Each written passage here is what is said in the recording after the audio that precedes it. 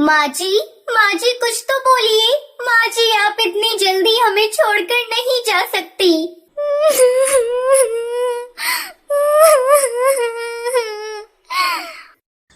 बहुत समय पहले अफ्रीका के जंगल में टूनी चिड़िया अपनी दो बहुओं के साथ रहती थी। कुछ दिनों से उसकी तबीयत खराब चल रही थी। वो अपने दोनों बेटे और बहुओं को अपने पास बुलाती है। मेरे बच्चों, मुझे लगता है अब मैं ज्यादा दिनों तक जिंदा नहीं रह पाऊंगी। मैं चाहती हूँ अपने जीते जी सारी जमीन जायदाद तुम दोनों में बराबर बराबर बांट दूं।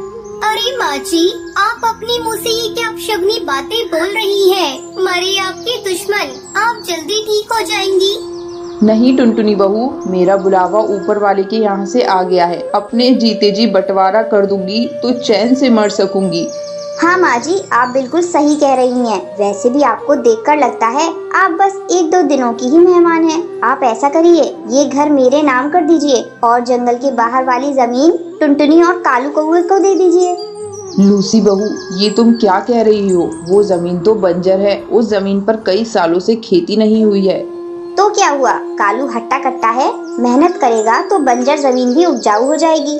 माँ जी, लूसी भाभी को जो चाहिए वो दे दीजिए। हम लोगों को कुछ नहीं चाहिए। टुनटुनी बहू, तुम बहुत अच्छी हो। पिछले जन्म में मैंने जरूर कोई पुण्य किया होगा जो तुम्हारी जैसी बहू मुझे मिली। दोनों बेटे और बहुओं को उनका हिस्सा देकर टूनी चिड़िया राहत की सांस लेती है। टुनटुनी ऐसा करो, तुम माँ जी को अपने साथ लेती जाओ। मुझे कुछ दिनों अपने मायके जाना है। अगर मैं चली गई तो माँ जी की देखभाल कौन करेगा? ठीक है भाभी, आप बेफिक्र होकर अपने मायके जाइए। मैं माँ जी का ख्याल रख लूंगी। कालू कौवा अपनी माँ और पत्नी के साथ एक छोटा सा घोंसला बनाकर रहने लगता है। इस तरह कुछ दिन गुजर जाते हैं। एक दिन कालू कौवा टुनटुनी चिड़िया से कहता है, टुनटुनी, चलो खेत की सफाई करके सारे कंकड़ पत्थर हटा देते हैं। फिर माँ का आशीर्वाद लेकर बैगन की खेती करेंगे। ये तो आपने बहुत अच्छा सोचा है जी। देर करने से कोई फायदा नहीं। हम आज से ही खेत की सफाई शुरू कर देते हैं। दोनों पति पत्नी मिलकर खेत का सारा कंकड़ पत्थर हटाकर उसकी सफाई करते हैं। फिर उसमें मिट्टी और खाद डालते हैं।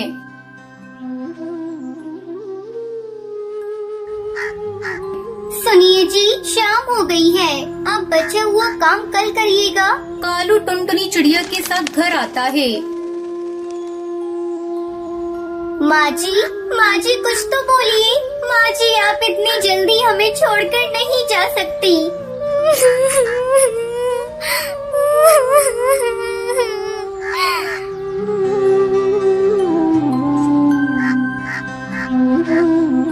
दुखी मन से कालू कौवा अपनी माँ को खेत में ही दफना देता है। माँ, अपना आशीर्वाद सदा हम पर बनाए रखना। अगले दिन कालू अपने खेत में बैंगन के छोटे छोटे पौधे लगा देता है और दिन रात उसकी अच्छी तरह से देखभाल करने लगता है। देखते ही देखते उसके खेत में सुंदर सुंदर बैंगन की फसल लहराने लगती है। देख रही हो जी, अपने खेत में बैंगन कितने सुंदर लग रहे हैं। फसल इतनी अच्छी आई है कि विश्वास ही नहीं हो रहा है कि ये खेत बंजर था। आपने बहुत मेहनत की है। आज माँ जी जिंदा होती तो इस फसल को देखकर बहुत खुश होती। कालू कौवा अपने खेत से बैंगन तोड़कर शहर की मंडी में बेच देता और पैसे लाकर टुनटुनी को दे देता है।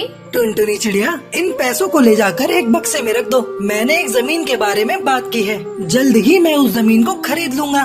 खुशी खुशी टुनटुनी चिड़िया उन पैसों को ले जाकर एक बक्से में रख देती है। टुनटुनी और उसका पति बैंगन की खेती करके खुशी खुशी अपनी जिंदगी बिताने लगते हैं।